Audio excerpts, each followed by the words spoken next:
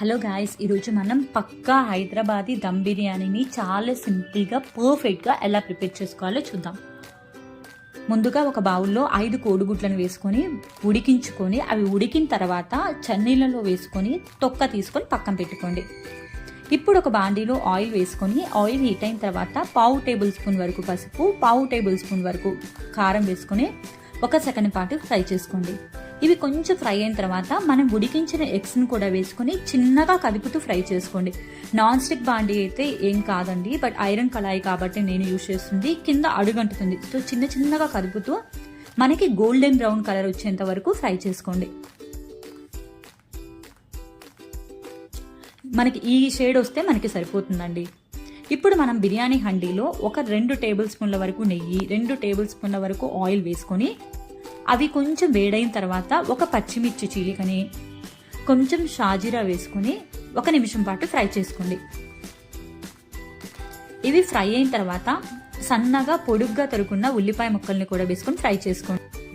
మనం చేస్తుంది ఎగ్ బిర్యానీ కాబట్టి ఆనియన్స్ అనేవి ఎక్కువ పడతాయండి, ఎందుకంటే వెజిటబుల్స్ ఏమి వేయం కదా, అందుకని. ఇప్పుడు ఇందులోనే తగినంత ఉప్పు వేసుకొని బాగా ఫ్రై చేసుకోండి. ఉప్పు వేయడం వల్ల ఆనియన్స్ అనేవి తొందరగా ఫ్రై అయిపోతాయండి. ఈ ఎగ్ దమ్ బిర్యానీకి ఆనియన్స్ ఎంత కలర్ వస్తే మనకి అంత టేస్టీగా ఉంటుంది ఈ బిర్యానీ అనేది. అవి కొంచెం లైట్ బ్రౌన్ కలర్ వచ్చిన తర్వాత కొంచెం జీడిపప్పు వేసుకోండి. జీడిపప్పు అనేవి ఆప్షనల్, మీకు కావాలంటే వేసుకోండి, లేదంటే లేదు. అవి వేసుకొని ఒక 2 నిమిషాల పాటు ఫ్రై చేసిన తర్వాత అందులోనే ఒక పెద్ద టమాటాని చిన్న ముక్కలుగా కట్ చేసి వేసుకున్నాను. కొంచెం పసుపు, ధనియాల పొడి, కారం వేసుకొని బాగా ఫ్రై చేసుకోండి. ఈ రెగ్యులర్ స్పైసెస్ అన్ని మనం కొంచెం తక్కువ వేసుకోవాలండి, ఎందుకంటే మనకి ఇక్కడ ఆల్రెడీ బిర్యానీ పేస్ట్ కానీ బిర్యానీ మసాలా కానీ వాడతాం కాబట్టి ఇవి కొంచెం తక్కువ వేసుకుంటే సరిపోతుంది. ఇవి బాగా ఫ్రై అవ్వాలండి. చూస్తున్నారు కదా, మనకి ఆయిల్ అనేది బయటకు వచ్చింది కదా, అప్పటి వరకు ఫ్రై చేసుకోవాలి. ఇప్పుడు ఇందులోనే నేనైతే బిర్యానీ పేస్ట్ వేస్తున్నాను, మీ దగ్గర బిర్యానీ మసాలా పౌడర్ ఉన్నా కూడా వేసుకోవచ్చు. ఇప్పుడు బాగా ఫ్రై అయిన తర్వాత ఇందులోనే మనం సన్నగా తరిగిన కొత్తిమీర, పుదీనా ఆకులు వేసుకోవాలి. అందులోనే ఒక పెద్ద కప్పు వరకు పెరుగు వేసుకొని బాగా కలుపుకోండి. ఇప్పుడు ఏ కప్పుతో అయితే మనం పెరుగు వేసుకున్నామో అదే కప్పుతో 1 కప్పు వరకు వాటర్ పోసుకోండి.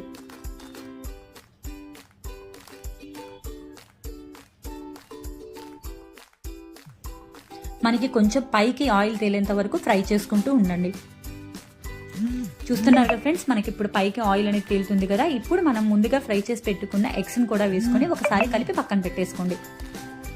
ఇప్పుడు బిర్యానీ రైస్ కోసం ఒక బౌల్లో ఎసురు పెట్టుకొని అందులోనే బిర్యానీ మసాలా దినుసులు అన్నీ ఉంటాయండి, ఇవి కిరాణా షాపులో ఇస్తారు, అవన్నీ వేసుకోండి. దాంతోపాటే నేను కొంచెం టేస్టింగ్ సాల్ట్ కూడా వేసానండి.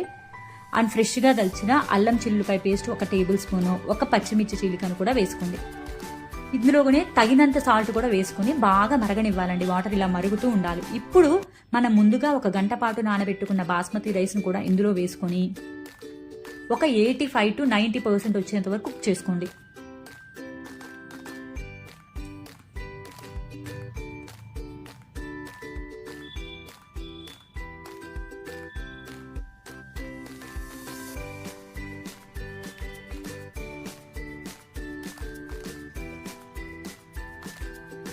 ఇప్పుడు ముందుగా మనం గ్రేవీ ప్రిపేర్ చేసుకున్నాం కదండి, అందులో హాఫ్ వరకు తీసుకొని ఎగ్స్తో సహా తీసుకొని పక్కన పెట్టుకోండి.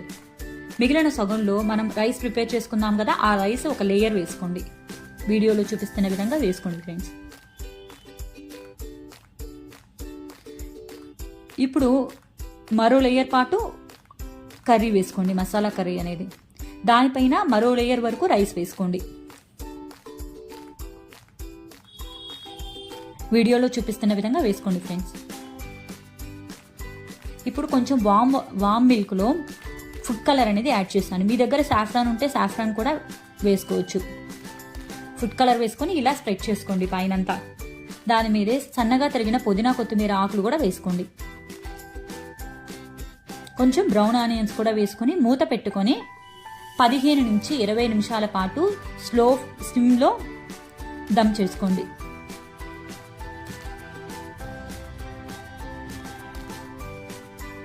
15 మినిట్స్ అయిపోయింది ఫ్రెండ్స్. ఒకసారి చూద్దాం అది ఎలా వచ్చిందో.